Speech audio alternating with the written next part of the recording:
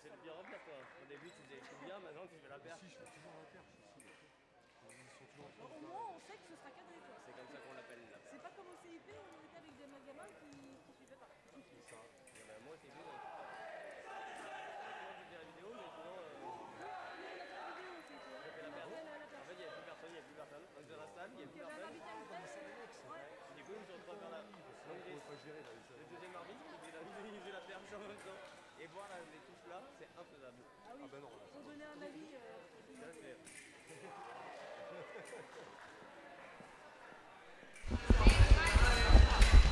Bonjour à tous, bienvenue pour ce deuxième jour du Challenge Lisserdi à Aix-en-Provence. On est à l'épreuve par équipe sur cette Coupe du Monde fleuret homme junior. Donc, hier on a vu l'Égyptien Hamza remporter la compétition face au Français Raphaël Savin. Et je suis aux côtés du membre du directeur technique Yann Marpeau. Bonjour Yann. Bonjour à tous. Ravi de vous rejoindre pour ce dernier match de la journée. Bon, il est 13h20, donc là on aura bien avancé. La compétition devrait se terminer d'ici une petite heure et donc on a la finale qui oppose l'Italie aux États-Unis. L'Italie qui s'est défaite de la Russie et les États-Unis qui s'est défaite de la France. Voilà. Alors du coup, ça a été deux demi-finales avec les équipes qu'on attendait ici, parce que ce sont vraiment les 4 équipes qui dominent ce circuit mondial. Je pense quand même que c'est une petite surprise cette finale, parce que dans l'équipe de Russie, on a les numéros 1, 2 et 3 mondiaux, et dans l'équipe de France, on a le 5, 6 et 7. Oui, en fait, pour le coup, on avait un petit peu pronostiqué là justement sur les demi-finales et on avait pronostiqué justement une finale Russie-France qui sera la 3e place. Et donc voilà, l'Italie s'est plutôt bien, a toujours mené sur la Russie en demi-finale. Et les États-Unis, alors pour le coup, il n'y a vraiment pas eu photo contre la France. Relais après relais, ils ont continué à creuser l'écart. Ce qui paraissait un peu étonnant, comme tu disais avant, parce que normalement, individuellement, sur le papier, il n'y avait pas forcément photo. Mais bon, les États-Unis ont une vraie cohésion et, comme dit, ont creusé l'écart à chaque match. Oui, ils ont été devant vraiment tout le long. Sur les 2 demi-finales, il y a eu une demi-finale avec un score un petit peu plus serré que l'autre. Et alors, ce qui est étonnant chez les États-Unis, c'est que, alors, ils ne s'entraînent pas du tout ensemble, chacun s'entraîne dans son université. Et alors, dans cette équipe, on a Marcelo Olivares et Andrew Machovec qui sont là depuis un moment déjà. Daniel Ashton, qu'on connaît un petit peu, mais qui est plus jeune, et le jeune Chen qui n'a que 15 ans et qui est déjà dans les points pour être dans l'équipe qui partira au championnat du monde. C'est une équipe prometteuse parce que du coup ils sont tous jeunes et emmagasinent beaucoup d'expérience depuis tout ce temps, donc on peut les voir sur le devant de la scène pendant encore un moment. De toute façon, avec les résultats qu'on connaît de l'équipe senior, là je pense que dorénavant ils vont toujours avoir un vivier pour entretenir cette équipe. On le voit la semaine dernière, c'est un jeune qui remporte le challenge le challenge de Paris en senior, le jeune Itkin qui était d'ailleurs au Licciardi il y a encore quelques temps. Voilà, donc non, je pense que les États-Unis, on peut compter sur eux pour être présents dorénavant chaque année, que ce soit en junior, en senior, et puis on les voit sur les circuits cadets quand ils viennent se déplacer sur Cabriès ou même le CEP, ils sont toujours très présents. Voilà. L'Italie, effectivement, là, cette année sur le palier peut paraître un tout petit peu moins armée, mais finalement, comme dit, se sont détachés face à la Russie. Alors ça a toujours été un petit peu serré, mais ils ont toujours mené sur la Russie, avec un dernier relais entre Borodachev et Marini, qui a tenu toutes ses promesses, mais Marini avait quand même pas mal d'avance, donc il a conforté sa victoire.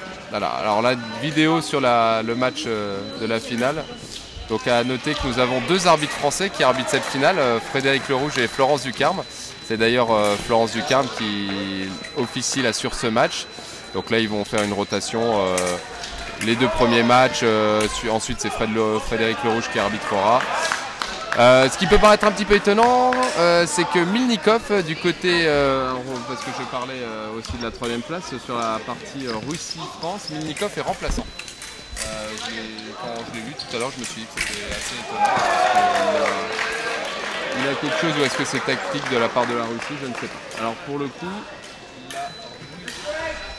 la France mène 6-3 face à la Russie. Alors on va parler un petit peu de cette 3e place. Donc on a parlé du classement mondial de chacun des tireurs. Il faut aussi préciser que depuis 2 ans, les Russes sont champions du monde en junior. Depuis 2 ans, la France est vice-championne du monde en junior. Donc ça fait quelques années que ces 2 équipes sont au-dessus du lot, on va dire. Il y a une petite rivalité qui s'installe chez les juniors entre ces 2 équipes. Alors une rivalité saine, hein, bien sûr, il n'y a pas de malaise à créer.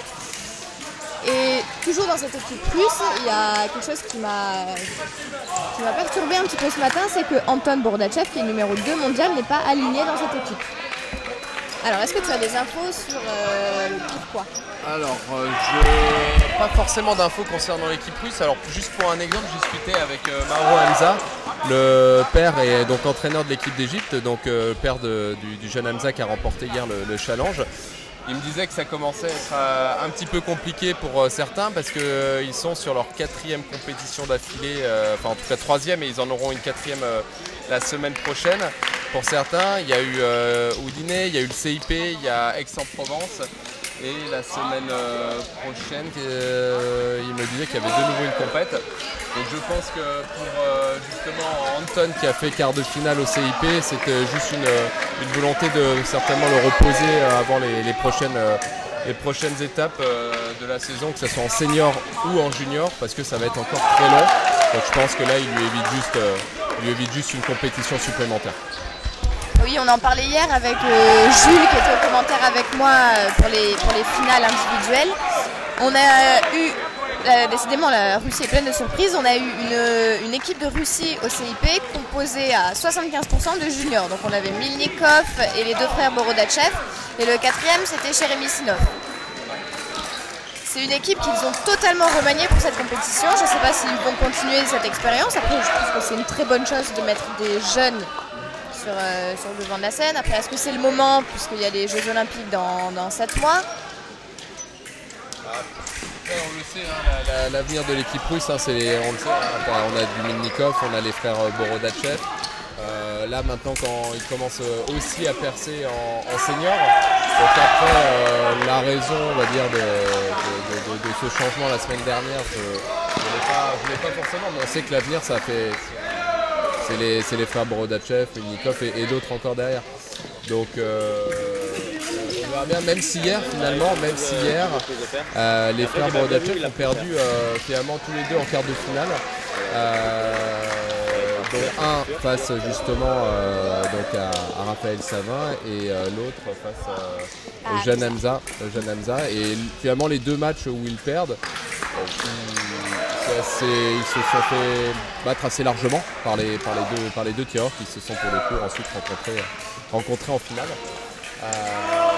Mais bon, voilà, on sait, même s'ils perdent en quart, ils sont toujours placés, ils sont toujours dans les 8 derniers, quand c'est pas la victoire au bout. On va revenir un petit peu sur notre finale. Alors l'Italie est devant 9-7 face aux USA, donc c'est le jeune Chen dont on parlait tout à l'heure, qui n'a que 15 ans, qui est en piste. Face à Marini, champion du monde, ex numéro 1 mondial, il a participé à des finales de Coupe du Monde ou de Grand Prix chez les seniors. Alors Marini, on le voit plus tellement du coup sur la scène junior, parce que je pense qu'il se focalise un petit peu plus chez les grands.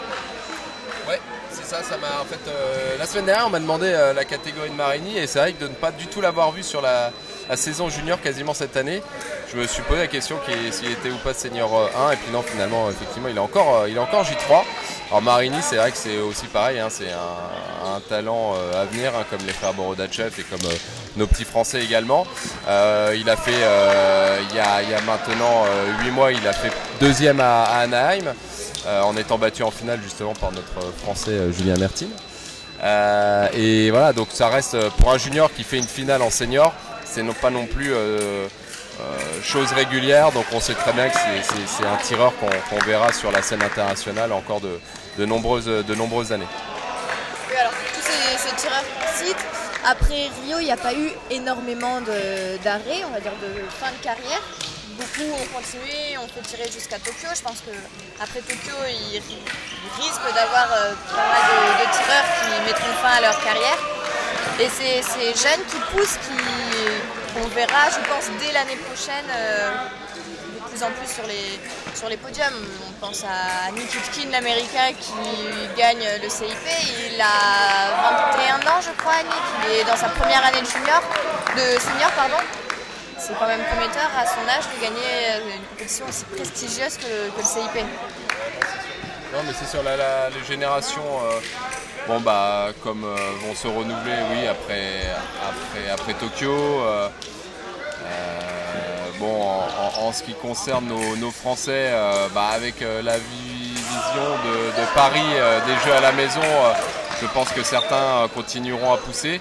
Même si certains piliers de l'équipe, on le sait, la semaine dernière, il y a eu un hommage rendu à Erwan justement au CIP parce que c'était certainement son dernier CIP, à moins qu'il revienne sur sa décision, mais je ne crois pas parce que je crois qu'aujourd'hui il a quand même 37 ans, 38 ouais, et que forcément à un moment donné il y a aussi d'autres belles choses qui se présentent devant lui et qu'avec une carrière énorme et qui risque de se clôturer, qui va certainement plutôt se terminer lors des JO de Tokyo. On ne peut pas réveiller meilleure fin pour un escrimeur ou pour un sportif que de prendre sa retraite sur les Jeux Olympiques et idéalement sur un titre olympique, ça serait encore mieux.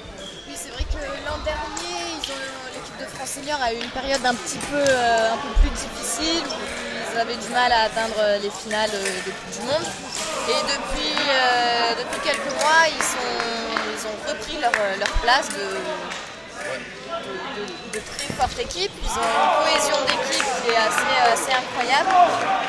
Et on les voit sur les podiums quasiment à chaque fois. Ils sont champions d'Europe, vice-champions du monde. Ils sont vainqueurs de la Coupe du Monde de Tokyo. Et ils font une belle médaille de bronze au CIP. Médaille de bronze en plus qui n'a pas forcément été établie avec l'équipe type et puis avec des blessés, de nombreux blessés, avec Maxime Poty qui s'est blessé avant l'épreuve, blessé pendant l'épreuve individuelle, donc il n'a pas été présent dans l'équipe le lendemain.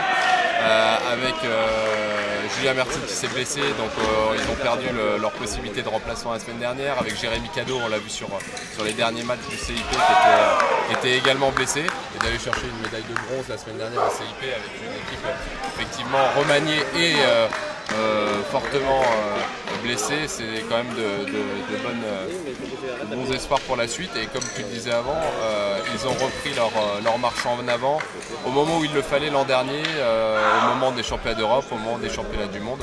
Et ça, c'était quand même un bon présage pour l'année olympique qui se préparait. Oui, voilà, donc l'objectif, ça va être de continuer d'approfondir cette cohésion d'équipe entre les membres de cette équipe de France pour arriver vraiment fort et confiant, sans l'être trop non plus, mais à cette échéance qui approche à grands pas. Mais voilà, ils sont en train de bien se positionner et ça donne beaucoup d'espoir. On rappelle que l'escrime, c'est le sport français qui ramène le plus de médailles des Jeux Olympiques. Ouais, je crois qu'on est largement devant. Je crois que ça s'est établi à 115-117 médailles depuis les Jeux Olympiques modernes, donc et très largement devant le deuxième sport. Donc non, on compte sur l'escrime, même si voilà, il y a eu un petit creux au moment de Londres. Donc voilà, mais la marche en avant est remise en place. Je crois que la semaine dernière, c'est pas moins de 9 podiums qui ont été faits sur le week-end. 9 podiums sur 10 compétitions. Donc là, quand on est à 7 mois des Jeux Olympiques, ça laisse présager de belles choses. On a des Français qui sont capables de gagner dans toutes les armes. On a Bolad Apiti qui gagne donc, une Coupe du Monde la semaine dernière. On a Isora Atibus qui fait 3e. On a Enzo Lefort qui fait 3e également donc au CIP. On a les équipes qui sont toutes capables, d'aller faire des médailles. Alors maintenant, il y a encore certaines qui doivent encore se qualifier parce que ce n'est pas fait. Mais une équipe qui était en difficulté, en tout cas jusqu'à la dernière Coupe du Monde, c'était l'épée féminine senior qui n'était pas forcément bien placée pour se qualifier. Et grâce à leur podium la semaine dernière, elles se sont remis, on va dire, dans le bon sens et se laissent une chance de pouvoir se qualifier pour les Jeux Olympiques. Donc ça c'est très bien et ce serait bien qu'on soit représenté par équipe dans toutes les armes. Oui, je pense qu'il faut profiter que le système ait changé puisque jusqu'à Rio compris, il n'y avait que 4 armes qui étaient représentées par équipe, tournées à chaque Olympiade. C'est la première Olympiade où toutes les armes seront représentées et je pense que pour une première, ce serait bien de montrer que la France sait se présenter sur toutes ces armes justement. Et on rappelle le système de qualification aux Jeux Olympiques. À partir du moment où une équipe est qualifiée, une nation a le droit de présenter 3 tireurs individuels. Si l'équipe n'est pas qualifiée, il faut être dans le top, je ne sais plus combien mondial, et c'est un tireur par nation qui sera présenté à l'équipe individuelle. Donc la qualification olympique passe par la qualification de l'équipe. Ouais. Je crois qu'à aujourd'hui, on a, comme je disais, l'épée féminine qui peut encore se qualifier et en tout cas la médaille de bronze laisse présager possiblement justement d'une qualification aux Jeux Olympiques. Ça risque d'être un tout petit peu plus compliqué pour le sabre homme où on risque de voir malheureusement qu'un seul Français aux Jeux Olympiques et avec la victoire de Bolad Apiti la semaine dernière. Ça sera certainement Bolad Apiti qui représentera la France individuellement aux Jeux Olympiques et malheureusement peut-être pas d'équipe. Oui, alors par contre la qualif est déjà faite pour l'épée homme, pour le fleuret dame et le fleuret homme. Je pense qu'il n'y aura pas de souci pour le sabre dame qui gagne quasiment toutes les Coupes du Monde et qui a des tireuses absolument fantastiques. Donc voilà, le plus difficile, ça risque d'être sur le sabre homme, l'épée dame qui s'est remise en course, comme on le disait. Mais voilà, la qualification est encore longue. Alors, sur la finale, on va revenir un petit peu sur la finale. L'Italie mène 15-10 sur les États-Unis. Et puis c'est le jeune Chen qui va rentrer en piste pour la deuxième partie de match. Ouais. Je regardais le score en même temps, effectivement, donc 15-10. C'est vrai qu'on est sur les deux pistes en même temps avec la France à droite. Actuellement pour la France,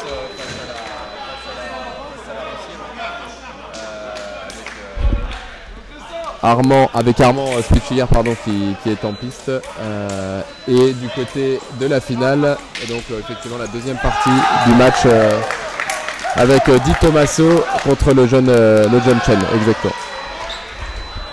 Alors à noter, comme je le disais tout à l'heure, nos deux arbitres français qui officient. Alors depuis le début, pour rappel plutôt, chaque tireur pendant son relais a le droit à une vidéo s'ils ne sont pas forcément d'accord avec la décision de l'arbitre. Si l'arbitre les déboute, ils perdent ce droit à la vidéo. Si par contre effectivement l'arbitre se rend compte à la vidéo qu'il s'est trompé, le tireur garde son droit à la vidéo. Oui, on expliquait les règles hier avec Jules pendant les finales individuelles. La mise en place de la vidéo, c'est assez récent, ça a quelques années, seulement. Ouais, ça commence maintenant à faire quand même, je crois qu'on doit être sur, je vais dire une bêtise, mais on doit être sur 5-6 ans, au moins 5-6 ans effectivement de vidéo. Les dernières Olympiades étaient déjà avec les vidéos, ouais, on est facilement sur 5-6 ans. Alors toi qui es un arbitre averti, comme on dit, qu'est-ce que tu penses de cette vidéo? Est-ce que c'est que du positif ou est-ce que tu estimes qu'il y a quand même quelques inconvénients? Très sincèrement, pour nous, c'est très confortable à l'international de pouvoir bénéficier de la vidéo. Au moins, on est sûr. Alors après, il y aura toujours la discussion de l'arbitre qui sait se remettre en question lorsqu'il va avoir une réaction à la vidéo. Mais en l'occurrence, ça peut rassurer les tireurs. Voilà, une nouvelle vidéo effectivement qui est demandée par l'Américain parce qu'il n'est pas d'accord avec la décision de Frédéric Lerouge. Mais non, la vidéo aujourd'hui, je pense, rassure l'ensemble des tireurs, mais aussi les arbitres, parce que finalement, si l'arbitre a un doute, même sans que les tireurs demandent la vidéo, l'arbitre peut se diriger vers la vidéo pour prendre sa décision. Donc non, je pense que très sincèrement la vidéo est rassurante pour les tireurs et pour les arbitres.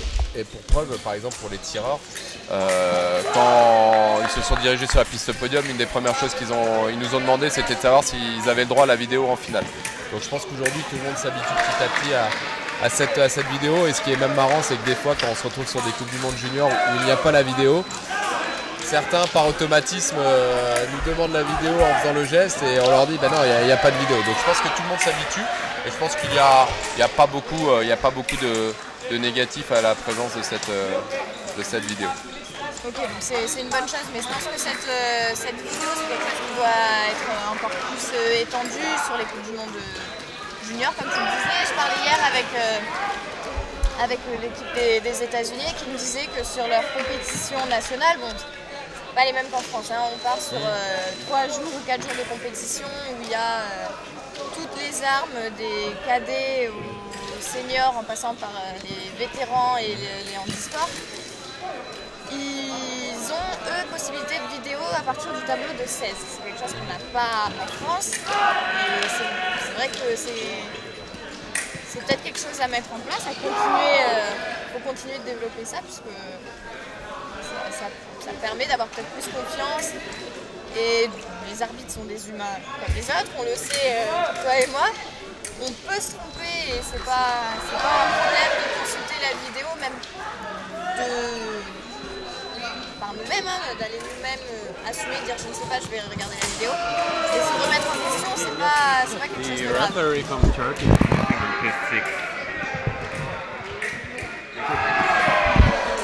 Je suis appelé, je reviens tout de suite. Alors il faut savoir que Yann est membre du directeur technique, donc il organise un petit peu toute la compétition. Il est appelé un petit peu à droite à gauche. Donc c'est très sympa de sa part de nous accorder de son précieux temps pour commenter. Alors comme vous n'avez pas de vision sur la petite finale, on va faire un petit topo sur le score. L'équipe de France mène 24-17 face à l'équipe de Russie. C'est les trois piliers de l'équipe qui sont pour l'instant en piste, donc Raphaël Savin, Constant Roger et Armand Spichiger.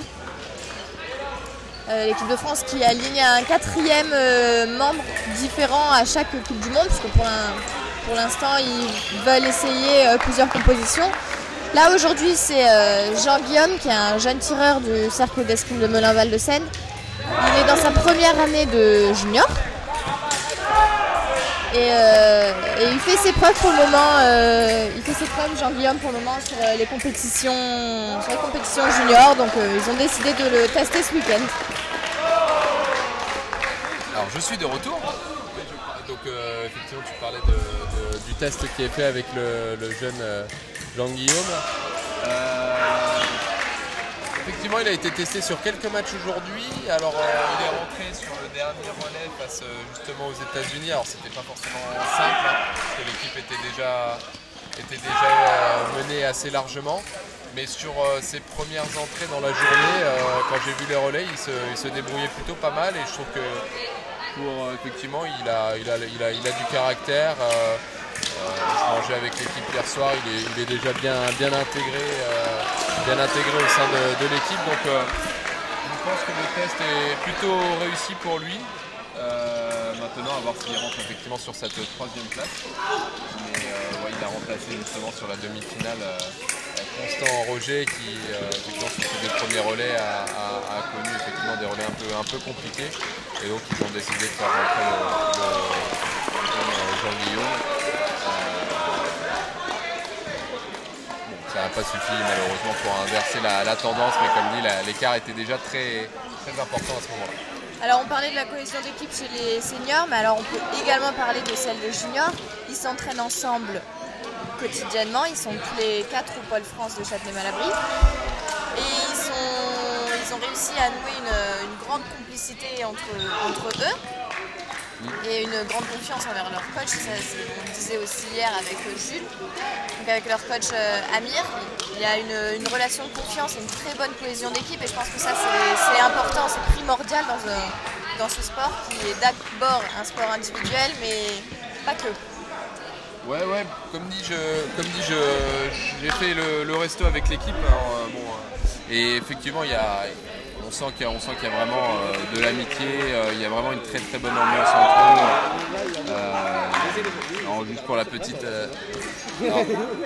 Juste pour la petite anecdote d'hier, les deux, en fait le troisième, donc Armand Spitchiga et le jeune Hamza qui a remporté la compétition, ont terminé finalement leur journée à 1h du matin.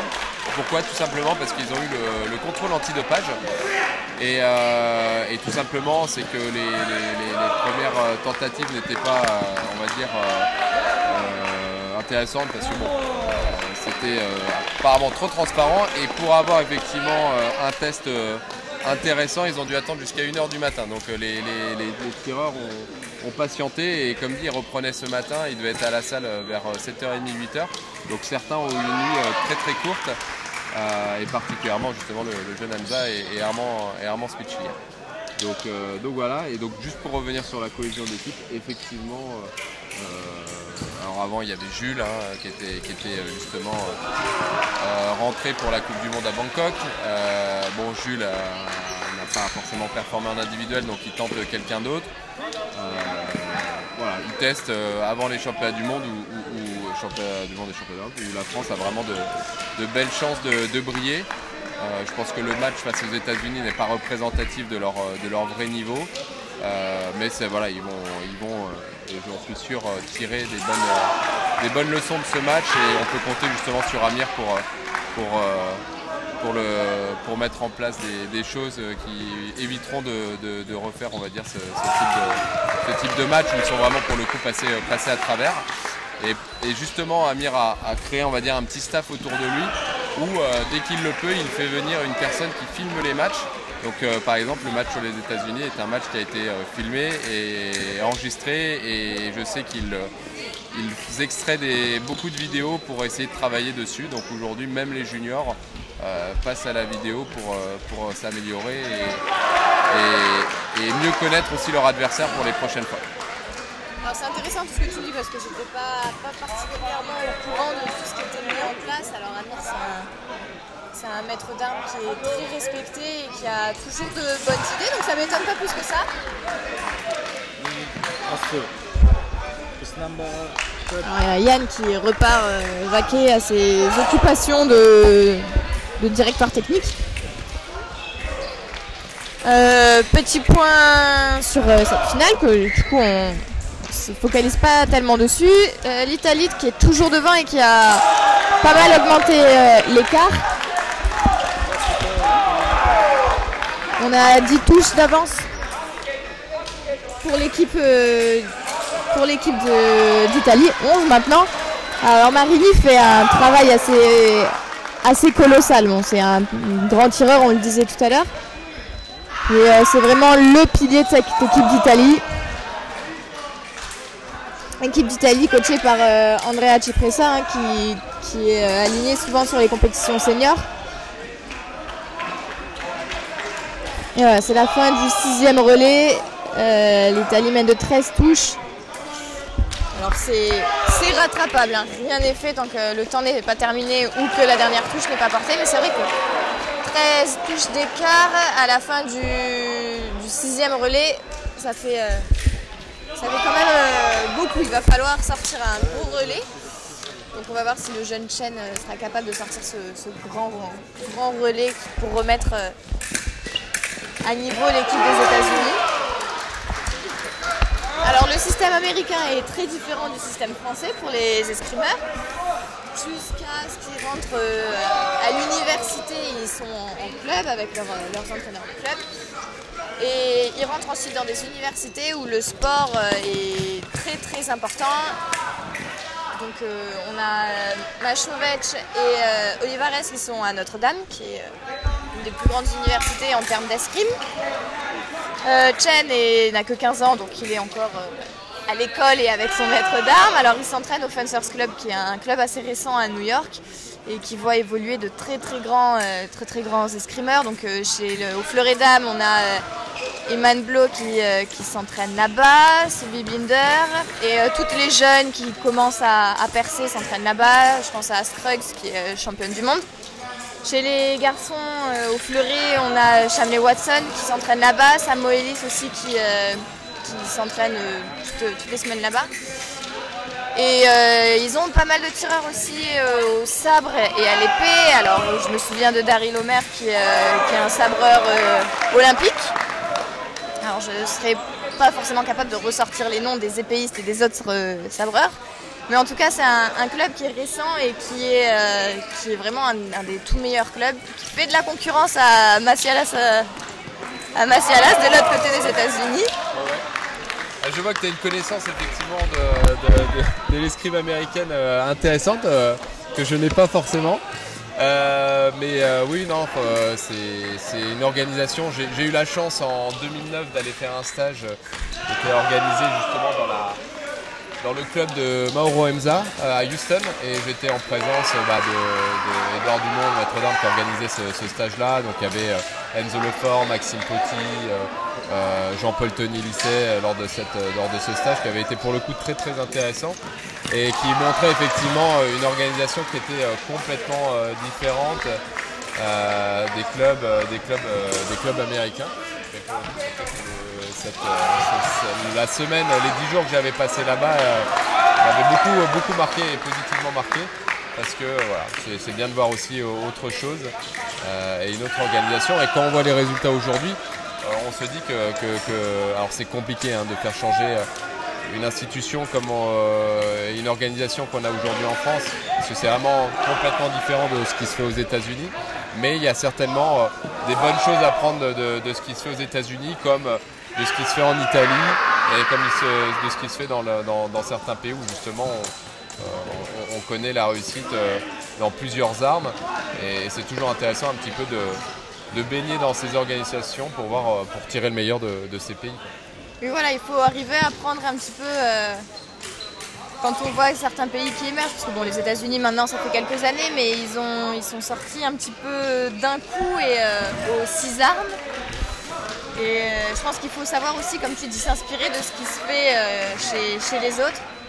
C'est vrai que eux, leur système universitaire est quand même incroyable. Donc, pour parler du 4e qui est pour l'instant remplaçant, Daniel Ashton, il est à Columbia, qui est aussi la crème de la crème en termes d'escrime à l'université. Et en fait, ils s'organisent assez régulièrement dans l'année des rencontres entre universités. Alors, c'est des compétitions qui sont énormes.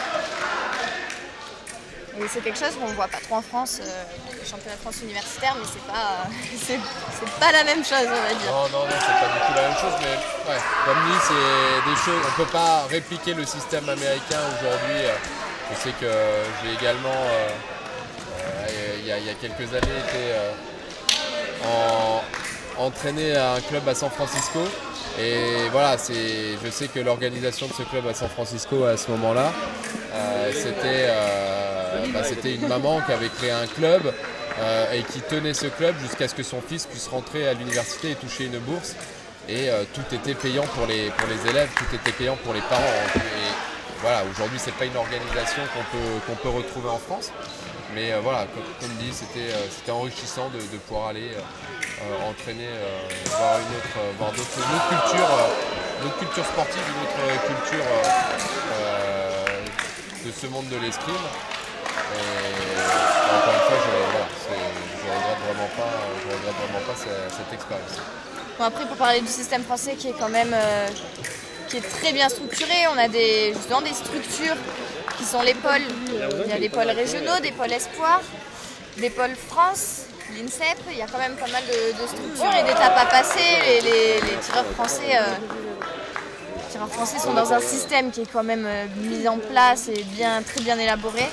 Et puis on voit que ça marche, puisqu'on a des jeunes qui tournent très bien. Je pense aussi aux cadets, on n'a pas parlé des cadets, mais Elliot Chagnon, qui est sur les podiums de quasiment tous les circuits européens, qui fait tableau de 16 hier, qui en s'inclinant juste sur Raphaël Savin. C'est quand même très très prometteur d'avoir un cadet aussi régulier et aussi bon.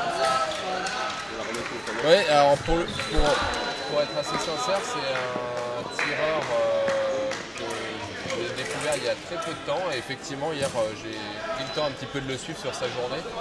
Et pour un jeune tireur, il a du caractère, il a une escrime qui est une bonne escrime. Donc non, effectivement, ça laisse... on peut espérer de belles choses avec lui dans l'avenir, comme avec d'autres, mais bon, en l'occurrence c'est lui hier qui a brillé. Et c'est sans surprise à la vue de son escrime et du caractère qu'il a su mettre en place sur sa journée. Alors en parlant de jeunes tireurs qui brillent, on a eu une très belle expérience avec Paul-Antoine de Belleval au CIP, qui a été... qui n'est que junior et qui a été capable de se hisser parmi les tout meilleurs, puisqu'il a participé au tableau principal. Il s'incline sur Enzo Lefort. Bon, c'est pas n'importe qui, hein, il est champion du monde, ce Enzo Lefort. Il est 3e la semaine dernière, donc il était aussi dans une bonne journée. Mais voilà, en tout cas, Paul-Antoine de Belleval, même si on ne le voit pas énormément chez les juniors cette année, il est vice-champion du monde cadet en titre. Donc encore une escrime prometteuse, mais c'est bien de voir des jeunes qui arrivent à percer et à faire de bons résultats chez les plus grands.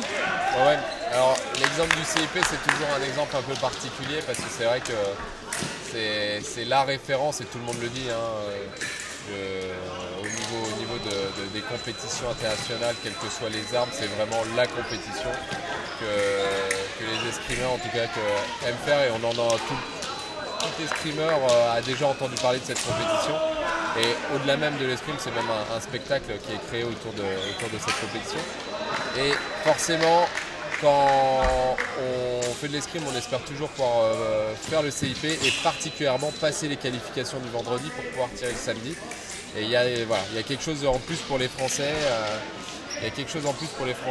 Lors de cette compétition, et pouvoir arriver, c'est presque une arène le samedi avec le public. Quand on commence à rentrer dans les matchs de 10h, 11h, midi, là on commence à avoir une vraie ambiance. Et pour un Français qui rentre c'est un stade, dans ce gymnase, mais c'est dans ce stade Pierre de Coubertin, c'est toujours une émotion particulière. Et ça arrive quand même assez régulièrement que des juniors arrivent à passer les qualifications du vendredi pour tirer le samedi. Donc on a toujours des bonnes surprises. Alors pas forcément toujours des surprises, avec le jeune Raphaël Savin la semaine dernière aussi, qui est passé dans le tableau principal. Mais on va dire que là actuellement il est aussi dans une belle forme. Il confirme avec sa 2e place hier. Et je sais que voilà, c'était avec les blessures qu'il y a pu y avoir, il aurait pu peut-être même prétendre à rentrer peut-être en remplaçant dans l'équipe. En tout cas, il n'en est pas loin. Alors, d'ici les JO, ça risque d'être un petit peu compliqué. L'équipe, en tout cas, il y a 4-5 tireurs qui sortent aujourd'hui du lot. Et c'est effectivement pour l'Olympiade suivante, ça risque d'être un tireur sur lequel il faut compter. Alors au sujet de Raphaël, il fait 2e hier, 2e à Houdinée il y a 15 jours. Il est victorieux à Bangkok. Bon, c'est vraiment, on savait qu'il avait du talent, que c'était un très bon escrimeur, mais alors là il est de plus en plus régulier et il le montre. Et puis ils ont même changé, puisque L'an dernier, c'est Armand Spichiger qui était toujours le finisseur de l'équipe de France. Et puis là, depuis cette compétition, ça tourne. C'est maintenant Raphaël qui termine. Je pense qu'il avait besoin d'être un peu plus mis en confiance pour avoir ce rôle de finisseur. Avoir des responsabilités. Et c'est preuve de confiance du coach et du staff français envers lui que de le mettre en finisseur. Et puis, c'est aussi une récompense pour lui. Ouais. Bon, comme dit, cette année, c'est vrai que quand on regarde sa saison, alors j'ai pas son classement mondial actuellement, mais 5e. Après la journée d'hier, il est 5e. Alors le classement n'était pas mis à jour après la journée d'hier. Donc 5e en tout cas avant Licciardi, avec sa 2e place certainement encore mieux. Donc non, c'est un tireur qui fait une très belle saison. Armand Spichiger aussi en fait une belle. Alors moi je sais que j'étais sur Londres, je les ai accompagnés sur Londres. Alors même si les deux n'ont pas forcément performé en individuel lors de la Coupe du Monde, je sais que lors du circuit européen de moins de 23 ans du lendemain, ils sont une finale tous les deux. Donc voilà, même quand c'est compliqué sur une journée, on sait qu'on peut compter sur eux le lendemain. Donc non, c'est bien quand on a des leaders comme ça d'équipe. Et c'est encore mieux quand on en a plusieurs. Donc je pense que l'équipe de France peut compter sur ces deux-là pour le reste de la saison et particulièrement pour les épreuves des championnats d'Europe et des championnats du monde. Alors le score augmente à chaque relais pour l'équipe de France. Maintenant on est à 39-28 pour l'équipe de France.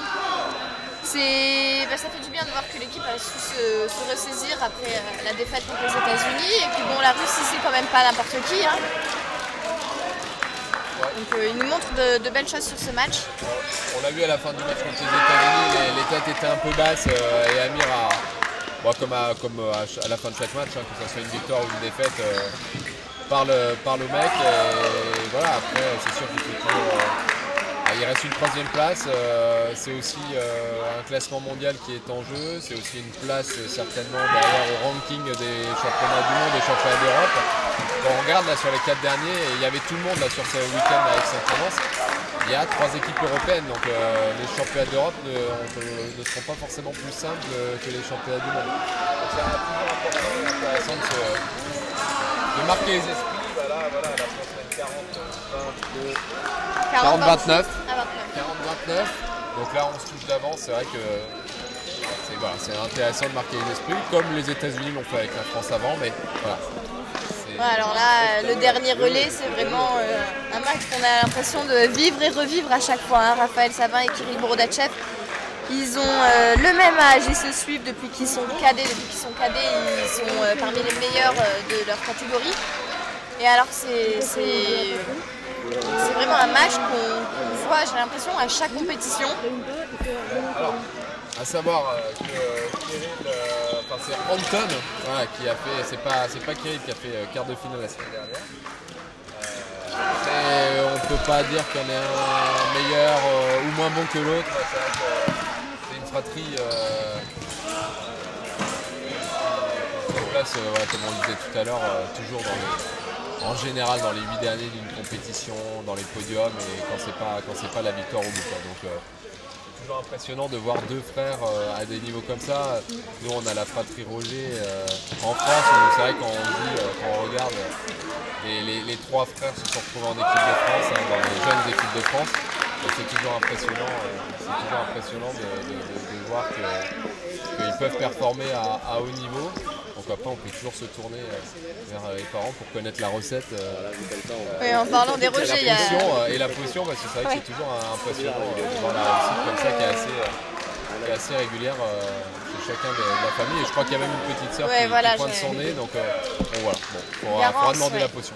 Garance qui sort pas mal chez les M17, elle était membre de l'équipe de France numéro 2 le week-end dernier, je crois que c'était à Budapest, et qui fait son premier podium mondial par équipe. Donc voilà, après Constant, il y en a encore. Il y a encore de la famille Roger. Il y a encore de la ressource. Après, ils sont bien encadrés, ils sont dans un club avec Patrick Sautellier qui fait un super boulot. Donc voilà. Et après, c'est toujours bien d'avoir la matière. Après, il faut savoir aussi la façonner. Et bon, voilà. Je pense que tout est réuni au club de Melun pour que ça marche bien pour cette famille donc, et puis pour d'autres tireurs. Hein. 42-30 pour la France à la troisième place. Donc bon, je pense qu'on va se diriger assez facilement la France, 43-30. Et par contre, on a aussi une victoire qui se dessine assez nettement pour l'Italie contre les USA.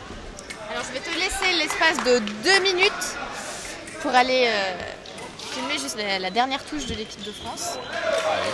Je te laisse. J'espère peu de temps comme ça. C'est ça. Ça voudra dire que on c'est une remontée de Borodachev. Bon, à 43-30, je pense qu'on est assez. On devrait être assez serein. Alors, du côté Italie-États-Unis, donc on a donc un score assez fleuve de 41-23, donc avec effectivement le tireur Marini qui, comme on le disait tout à l'heure, tourne beaucoup en senior cette année. Et contre le jeune américain Olivares.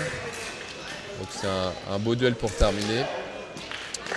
Donc de deux côtés, je pense que la victoire se dessine assez nettement d'un côté pour la finale pour l'Italie et de l'autre côté pour la France contre la Russie.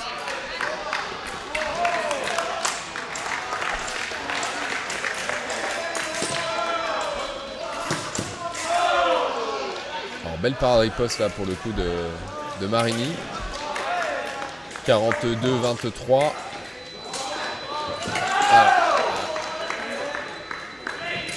Attaque de. Alors l'arbitre donne attaque non de Marini contre attaque de l'Américain qui touche.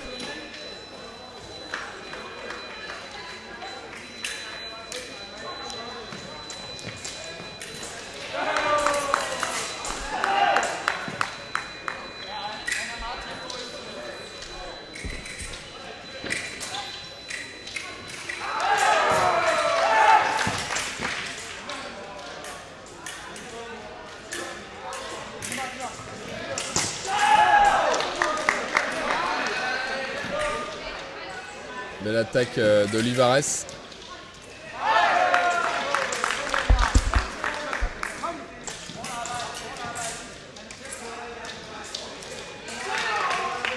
Alors du côté France aussi, on a Borodachev qui vient d'enchaîner 3 touches, donc on est à 33, donc bon, 10 touches d'avance.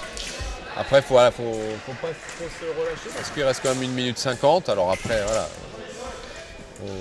10 touches, ça reste encore très confortable, mais voilà, il n'en faut pas beaucoup pour mettre en confiance Kirill Borodachev. Et donc voilà, faut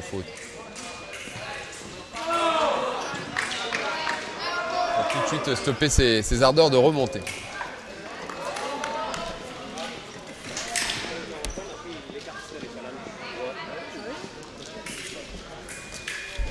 Alors là, la vidéo est demandée.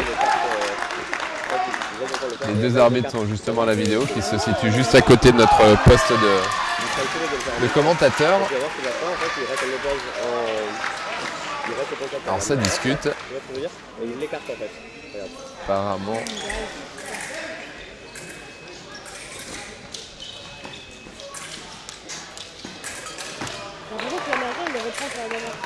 En plus, il n'a pas de trou, hein,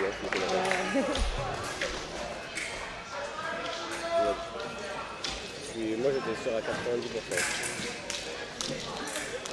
Là, il passe plus dans le temps. Ça discute. Là, ils analysent la vidéo, donc voilà. C'est. Je vais jamais que je vais faire comme ça. Je vais jamais sur ce jeu où ta lame elle part en arrière. Tu vois ce que je veux dire? Regarde la vidéo. Regarde cette lame qu'elle fait. Je vais jamais le faire où ta lame elle va jusque là. Moi j'ai fini. Bon, ils ont beaucoup discuté. Et victoire de l'équipe de France 45-35 pour la 3e place. Donc l'équipe de France décroche la médaille de bronze de ce challenge Licciardi.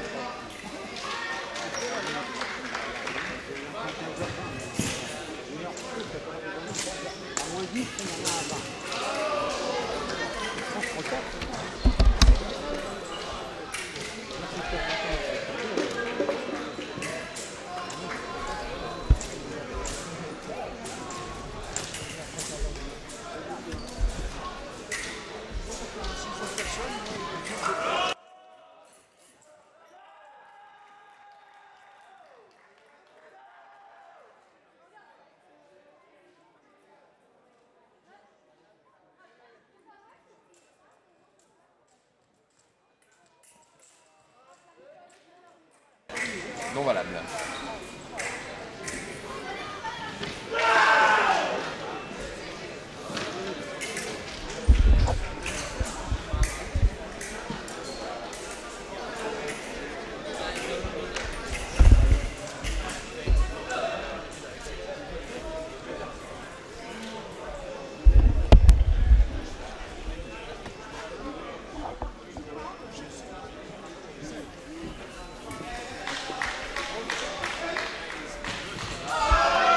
Attaque de l'Américain qui passe, à contre-attaque de l'Italien de Marini qui touche. Donc victoire de l'Italie